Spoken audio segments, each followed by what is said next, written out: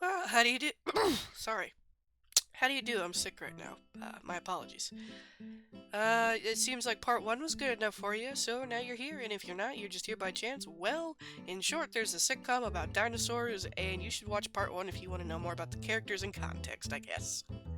But, I'm not sure if this is a part two. I guess we'll see what my editor self is feeling like later. But it's it's a community voted episode review. The episode? What did sexual harassment? And no, you did not mishear me. It really is called that. Oh, by the way, Michael Mouse, this is under fair use of review. Yeah. Give it a shot. Come on, give it a try. Honey, I'm home.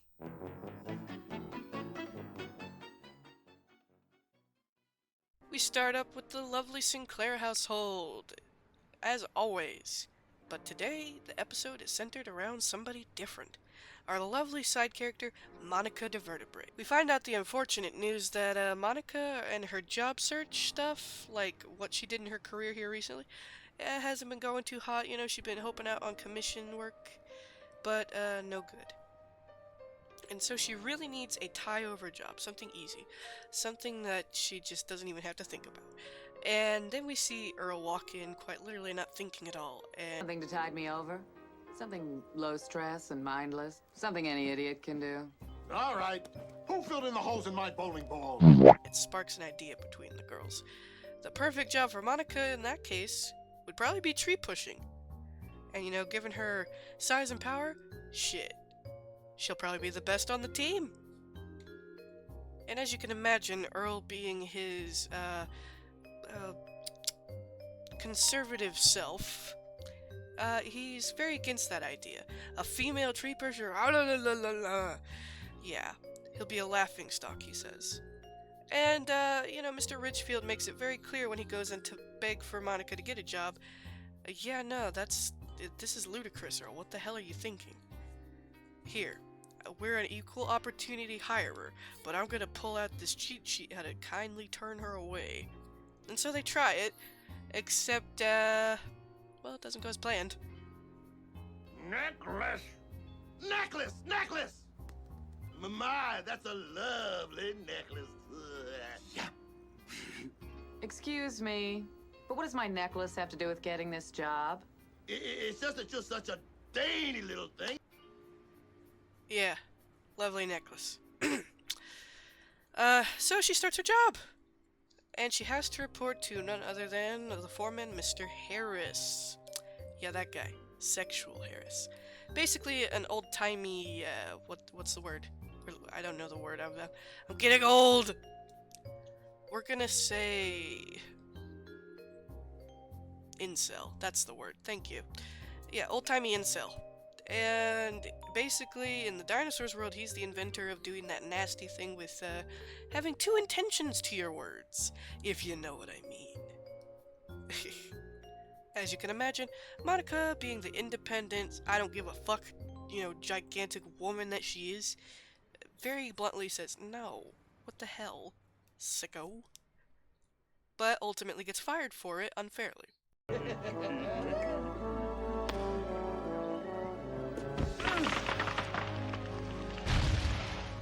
Well, that's not bad, but you left a few of the roots there, sweetheart. Now, if you want to get somewhere in this job, you gotta be willing to go all the way, if we're on the same track. I beg your pardon? Well, I'm just saying, if you want to make points with the foreman, it's gonna take a lot of late nights, if you hear what I'm saying. Let's just confine our comments to the job. Now, just relax. You're too tense. What do you say we go out for a few brews, and later on I'll jump on your scales, and you can tell me how much I weigh, if you know what I mean. No. What do you mean, no? I mean no. I'm not interested. I find the things you talk about personally offensive, and I hope this doesn't interfere with my being able to work here. And that's when he fired me. Sometimes I think... And that doesn't settle right with her. Or Franny. And so, the girls combine their heads together to basically find out what action they can take. By tricking Earl into thinking that they're talking about their cousin, who's a dude. I mean, look. Oh, there is not. Oh, come on, Earl. There must be something she could do. Oh, no, no, no, there's nothing. And even if there was, there wouldn't be. Oh. You thought I was asking about Monica. No, it's for my cousin, Monty, who works for We Say So, the Southern branch. Oh, well, why didn't you tell me that? Just tell me. This episode really handles feminism in a honest way, in a humble way, you know? Because, my mascot's a boy. But I'm gonna tell you something right now. I don't have to deal with none of that fucking getting hit in the nuts bullshit. And I have opinions about feminism as a female with a boy mascot. In short, my opinion is a lot of people take it way too far. Because I get why some men do get genuinely pissed off by the utter, what is it called? There's misogyny and basically the reverse of that. Because, we're never going to come to an equilibrium or understanding if we all just keep throwing rocks at each other's head like a bunch of monkeys. My favorite comparison is actually in nature with those monkeys, apes. We humans are kind of above the whole survival of the fittest and a bunch of other rules, and it really shows. There's not a male loneliness epidemic, for the record. You're just the orangutan in the forest who would have gotten his shit rocked by a bigger orangutan because you were harassing the females. The only difference is our society is kinda moved out of the jungle, to say the least. So yeah, not all men. And it's not always men. There are disgusting girls out there too. Come on, guys, let's be real here. But the biggest thing that I always draw a comparison to what the real big difference is, women just want to be treated like equals. They don't want revenge, and that's pretty graceful considering all the horrors that has happened. I'm not going to sit here and talk about all the horrors. You have textbooks and libraries and the internet even, and just do some research on your own. If you're a lonely guy out there, I want you to step back, take a genuine good look at yourself, and realize that it's not just you, it's not just the girls, it's the way that society has taught you how to treat each other. And treat your brother with love, treat your fellow guys with love, treat your fellow girls with love. Just honestly calm the fuck down. Life does not center around you having sex, believe it or not. That's just what your dumb ape brain tells you because, well, 1,000 years ago that is what mattered.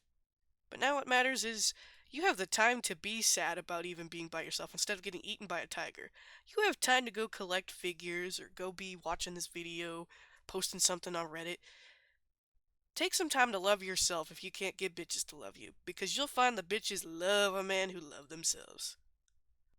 Anyway, rounding it up before it gets too preachy. Ladies, you gotta fight for your right to party, that's all I'm gonna say. We get into the court scene next, and holy hera. And he said the strangest What a thing to me. disgusting display of He misogyny. said, and I quote, "I'll jump on your scales and you can tell me how much Just I somewhere weigh." between, I don't know, marmalade fantasies. It seems Isn't this whole thing just part of some twisted sexual fantasy of yours? A fantasy that might also include being alone on a deserted island? Yes, yes. One with scores of scantily clad young females and they're smearing marmalade all over you. And Mr. Dixon! could I have a moment, please? Asking what a dinosaur's underwear looks like. Colleague, Mr. Wolf.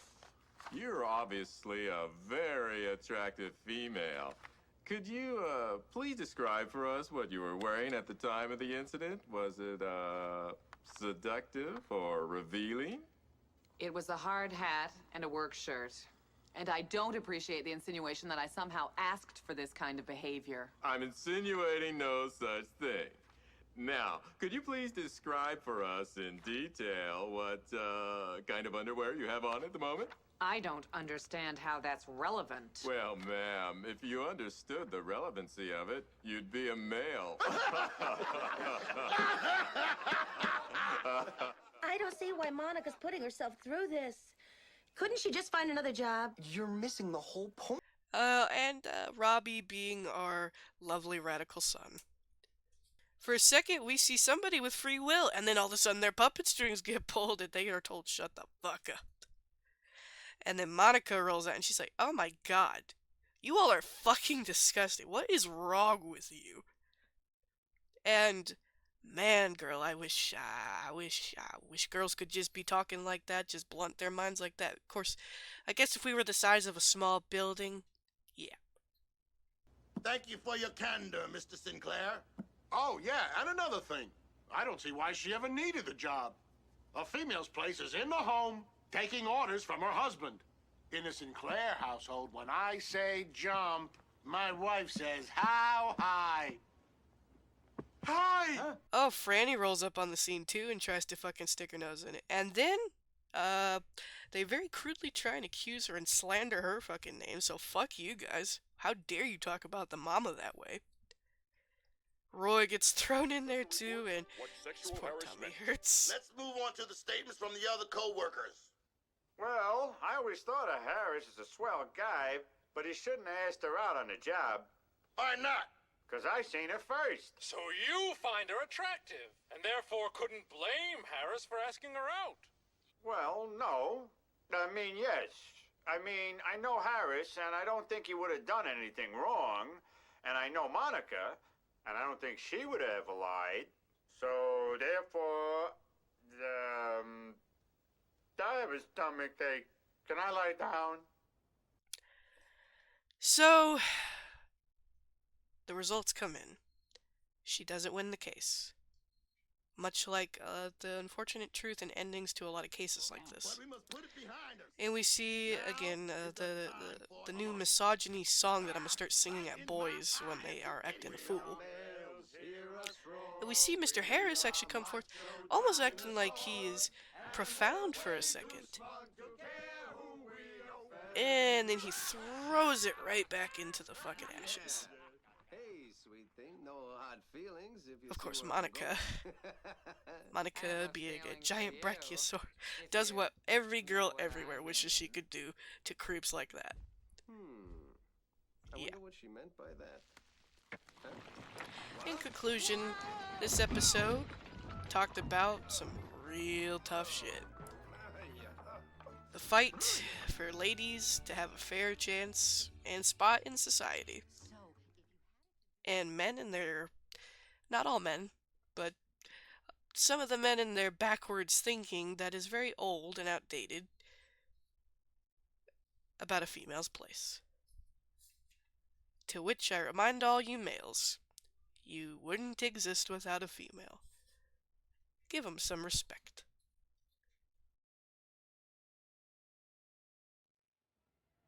And now we're gonna honor the ladies by talking about cool animal facts while credits roll. Did you know that the male anglerfish is like microscopic and fuses into the female? Absorption fetish. Anglerfish. What the fuck? Male octopuses are so scared of getting eaten they'll rip their dick off and throw it at her. And she is so dedicated she dies for her babies. Mother orangutans spend like the most amount of time raising their children close to us. I think it was somewhere between 8 to 12 years. Fun fact, her kids will even come back and visit her sometimes because she did such a good job and made an impact on their life. When's the last time you've talked to your mama? Unless you had beef with your mama, I'm not going to tell you to talk to her then. Female birds. They're so picky. I don't know.